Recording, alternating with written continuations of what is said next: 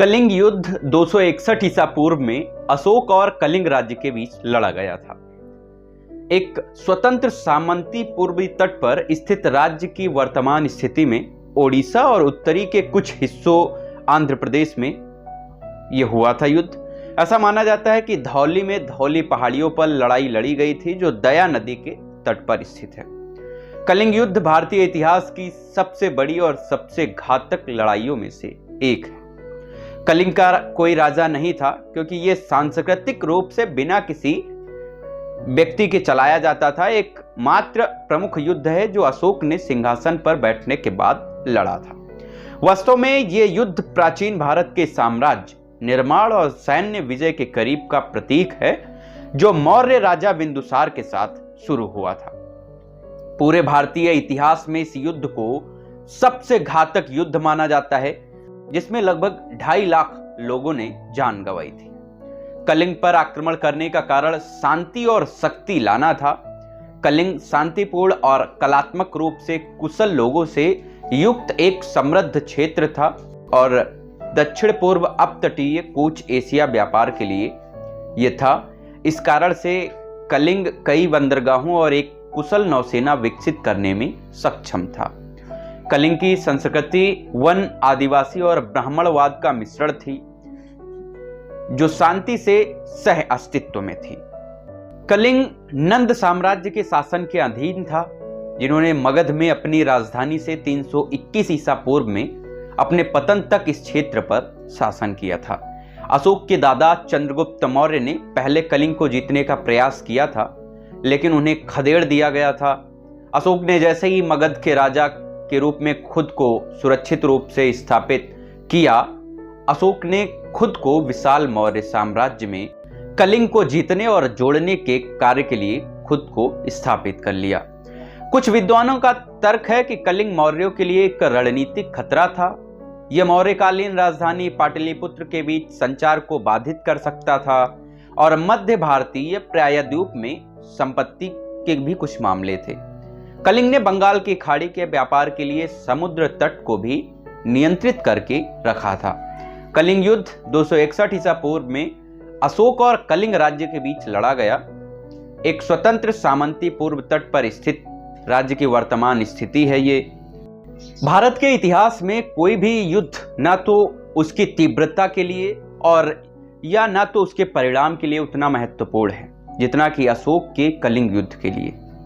मानव इतिहास के इतिहास में किसी भी युद्ध ने विजेता के दिल को एक क्रूरता से अनुकरणीय धर्मपरायणता की रूप में नहीं बदला। अपने अथाह गर्भ से दुनिया का इतिहास अपने श्रेय के लिए केवल कुछ युद्धों का पता लगा सकता है जो इस युद्ध के बराबर हो सकते हैं, और एक ऐसा भी नहीं है जो इससे बड़ा हो। मानव जाति का राजनीतिक इतिहास वास्तव में युद्धों का इतिहास है, और कलिंग के युद्ध के रूप में पूरी युद्धग्रस्त मानवता के लिए शांति के इतने सफल मिशन के साथ कोई युद्ध समाप्त नहीं हुआ। अशोक के अपने स्वयं के शिलालेखों के अनुसार शायद 261 ईसा पूर्व में अशोक के शासन के 8वें वर्ष में युद्ध पूरा हुआ था। अपने पिता की मृत्यु के बाद सिंहासन के लिए एक खूनी लड़ाई के बाद अशोक कलिंग पर विजय प्राप्त करने में सफल रहा, लेकिन बर्बरता के परिणामों ने युद्ध के बारे में अशोक के विचारों को बदल दिया और उसे फिर से विजय के लिए युद्ध नहीं करने की प्रतिज्ञा करने के लिए प्रेरित किया। मेगस्थनीज के अनुसार चंद्रगुप्त मौर्य के दरबार में यूनानी इतिहासकार कलिंग के शासक के पास एक शक्तिशाली सेना थी, जिसमें पैदल सेना, घुड़सवार सेना और हाथी शामिल थे। अशोक ने रक्तपात देखा था और महसूस किया था कि वो विनाश का कारण था। कलिंग का पूरा क्षेत्र लूट लिया गया था और नष्ट कर दिया गया था। अशोक के कुछ शिलालेखों में यह कहा गया है कि कलिंग की ओर से लगभग 1,50,000 लोग मारे गए और अशोक की सेना की लगभग समान संख्या। हालांकि उड़िया लोगों के बीच किंवदंतियों, कलिंग के मूल निवासियों के वंशज का दावा है कि ये आंकड़े अशोक द्वारा अत्यधिक अतिरंजित थे। किंवदंतियों के अनुसार कलिंग सेनाओं ने जितना विनाश किया उससे 2 गुना नुकसान हुआ। हालांकि प्रमुख इतिहासकारों ने इस दावे को खारिज कर दिया है और अशोक के शिलालेखों को प्राथमिक सबूत माना जाता है। हजारों पुरुषों और महिलाओं को कलिंग से निर्वासित कर दिया गया और भविष्य में बसने के लिए, बंजर भूमि को साफ करने के लिए, काम करने के लिए मजबूर किया गया। प्रिय राजा प्रियदर्शी ने अपने राज्याभिषेक के 8 साल बाद कलिंग पर विजय प्राप्त की। 1,50,000 निर्वासित किए गए, 1 लाख मारे गए और बहुत से लोग अन्य कारणों से भी मारे गए। कलिंग पर विजय प्राप्त करने के बाद देवताओं के प्रिय को धर्म के प्रति एक मजबूत झुकाव, धर्म के प्रति प्रेम और धर्म में इच्छा के लिए एक मजबूत झुकाव महसूस किया। अब कलिंग पर विजय प्राप्त करने के लिए प्रिय देवताओं को गहरा पश्चाताप होता है। ये अशोक ने अपने शिलालेख में लिखवाया था। कलिंग युद्ध के लिए अशोक की प्रतिक्रिया अशोक के शिलालेखों में दर्ज है। कलिंग युद्ध ने अशोक को प्रेरित किया, जो पहले से ही एक गैर व्यस्त बौद्ध था। उसने अपना शेष जीवन अहिंसा और धर्म विजय यानी कि धर्म के माध्यम से जीत के लिए समर्पित कर दिया। कलिंग की विजय के बाद अशोक ने साम्राज्य के सैन्य विस्तार को समाप्त कर दिया और 40 से अधिक वर्षों के सापेक्ष शांति, सद्भाव और समृद्धि के युग की नई शुरुआत की। दीपवंश महावंश के अनुसार अशोक को कलिंग युद्ध के बाद निग्रोथ नामक 7 वर्षीय भिक्षु ने बौद्ध धर्म की दीक्षा दी थी, जिसके बाद मौगल्यपुत्तिस के प्रभाव से वो पूर्ण रूप से बौद्ध धर्म को अपना लिए थे। अशोक ने सार्वजनिक रूप से अपने को संघ का अनुयायी घोषित कर दिया तथा संघ की सीधी सेवा करने का व्रत ले लिया। अपने इस नवीन मत परिवर्तन की सूचना देने के लिए उसने अपने अभिषेक के 10वें वर्ष संबोधि, जिसको बोधगया भी कहा जाता है, उसकी यात्रा की। अशोक ने अहिंसा तथा सदाचार पर चलना प्रारंभ कर दिया। अशोक ने मांस भक्षण त्याग दिया तथा राजकीय भोजनालयों में मारे जाने वाले पशुओं की संख्या कम कर दी।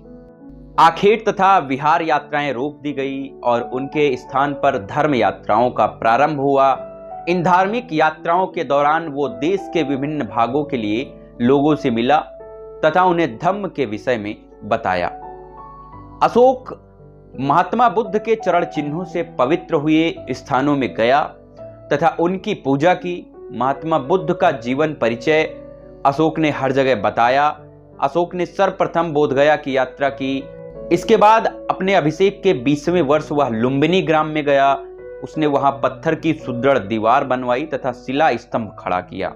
चूंकि वहां भगवान बुद्ध का जन्म हुआ था, अतः लुम्बिनी ग्राम कर मुक्त घोषित कर दिया गया तथा केवल 1/8 भाग लेने की घोषणा की गई। अशोक ने नेपाल की तराई में स्थित निगलीवा में कनक मुनि, एक पौराणिक बुद्ध थे, के स्तूप को संवर्धित एवं द्विगुणित करवाया। अशोक को 84,000 स्तूपों के निर्माता के रूप में स्मरण किया जाता है। अशोक के अभिलेख इस बात का स्पष्ट प्रमाण प्रस्तुत करते हैं कि वो बौद्ध मतानुयायी था, अतः अब किसी को उसके बौद्ध होने में संदेह करने की जरूरत नहीं थी। अशोक को बौद्ध धर्मावलंबी बताने वाला सबसे ठोस प्रमाण उसका बाब्रू वैरट राजस्थान से प्राप्त लघु शिलालेख है, जिसमें अशोक स्पष्टता बुद्ध धम्म संघ का अभिवादन करते हैं। इस लेख के सांप्रदायिक स्वरूप के विषय में संदेह नहीं किया जा सकता। उसे बौद्ध सिद्ध करने वाला दूसरा अभिलेख उसका शासनादेश है, जो सारनाथ, साची, कौसाम्बी के लघु स्तंभों पर उत्कीर्ण मिलता है। इसमें अशोक बौद्ध धर्म के रक्षक के रूप में हमारे सामने आते हैं। साची के लघु स्तंभ में वो बौद्ध संघ में फूट डालने वाले भिक्षुओं तथा भिक्षुओं को चेतावनी देता है, जो कोई भिक्षु या भिक्षुणी संघ को भंग करेगा वो श्वेत वस्त्र पहनाकर अयोग्य स्थान पर रखा जाएगा। ये कहानी आपको कैसी लगी हमें कमेंट बॉक्स के जरिए बताना बिल्कुल ना भूलें। अभी कहानी कुछ शेष और थी, लेकिन समय को देखते हुए यहीं पर विराम लेते हैं। अगर समय मिला तो अगले वीडियो में आगे की कहानी हम आपके सामने रखेंगे। तब तक के लिए अनुमति चाहूँगा, तब तक के लिए नमस्कार है आपको।